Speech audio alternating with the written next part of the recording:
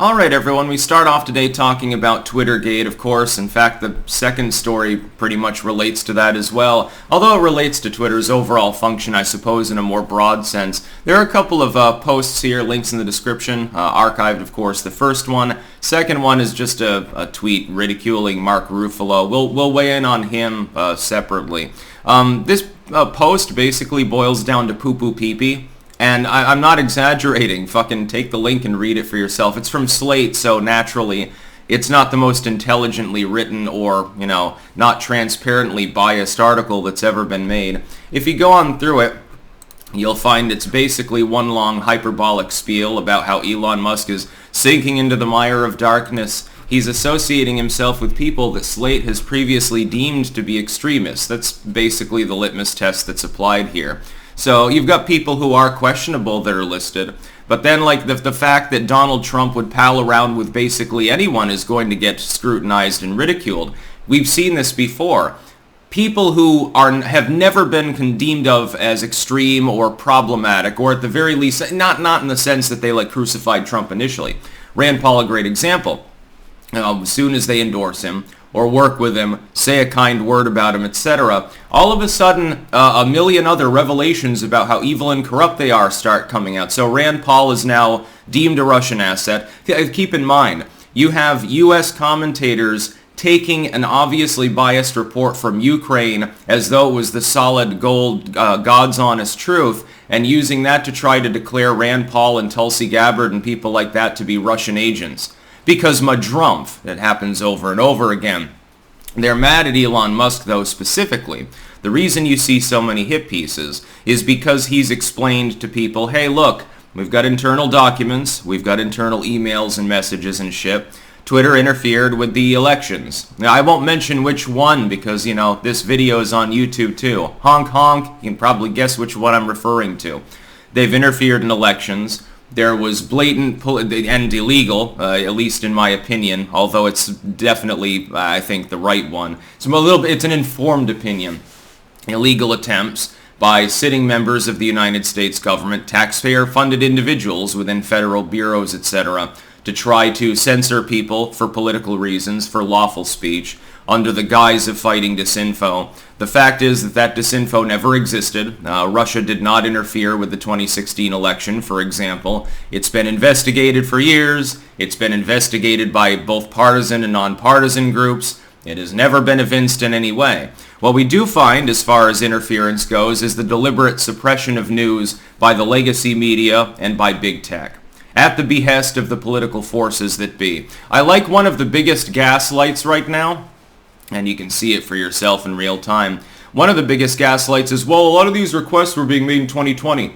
Biden wasn't president yet. Donald Trump was still president. Ergo, orange man bad. As usual, somehow Trump decided to weigh in on the FBI. This is the gaslight. Here's what they're effectively claiming.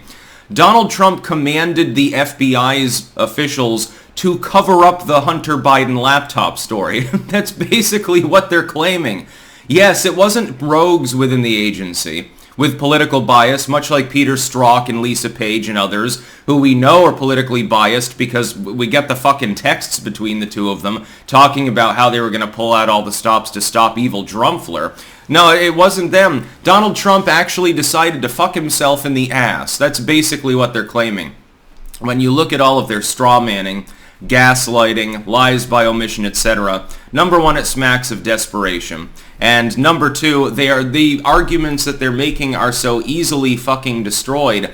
I don't even know why they're bothering to cover it anymore. Why don't you do the wise thing and just revert to ignoring the story and declaring that it's a bore fest and then leaving it at that? Several of the outlets tried to do that. But Slate is really pissed off at Elon Musk. And I'll tell you why. This doesn't apply so much to the legacy media. The politically connected legacy media has its own quirks and perks, to be clear. This applies mostly to the ideologically left-leaning missing link media. Slate is definitely part of it, and I defined legacy versus missing link media the other day. To be clear, missing link media is not necessarily a pejorative at all. It applies to InfoWars. Technically speaking, it would apply to Project Veritas, in a roundabout way anyway. It's a group that is not incepted as newsprint, TV, stuff like that. It's an internet-only or mainly internet phenomenon from the more modern period that happens to follow a more or less standard business structure. So InfoWars would be part of that. It's ad-based, and they have literature and stuff like that they put out to make money, etc., etc. It follows a hierarchical structure with different people. They have their staff, they have their crews and stuff like that. It's very standard. It'd be like being at CNN, only, you're not pre-internet, number one, and number two, you're not working with the government, obviously, at that point. That's the big difference. Missing link media is the real linchpin of the bullshit that we're seeing as far as being pissed at Elon Musk specifically. And why are they pissed? It's because they've put a lot of time, effort, and in some cases money into growing their Twitter outreach. And now the people that follow them are pissed off and they're leaving Twitter. That's really what it boils down to. Audience retention. In the immediate wake of Elon Musk beginning to restore more people to the platform that are frequent commentators, in some cases they have de facto priority status, and this leads into the second video that I'll make today, by the way. There is a link between the two.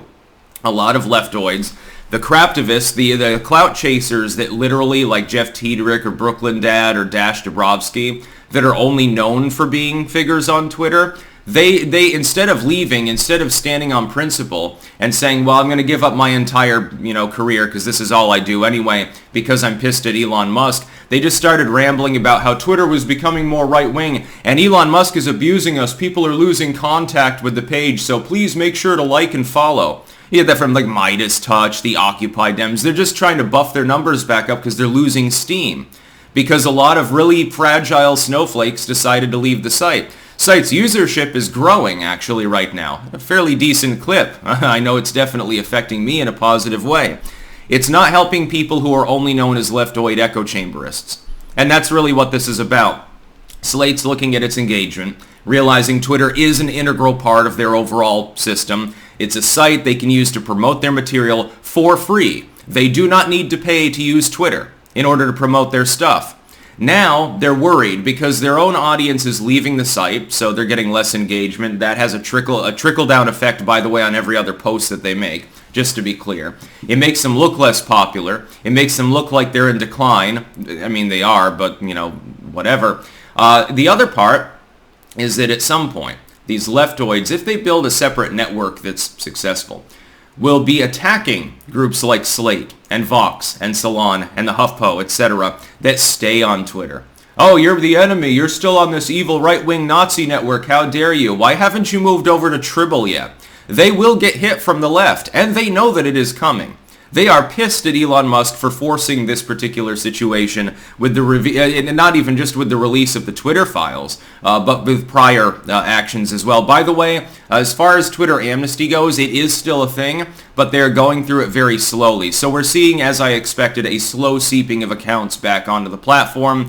This will intensify the exodus of far leftoid echo chamberists to echo chamber platforms where their fifis will not get hurt. Again, leading right into the second video of the day. That's about all. Peace out.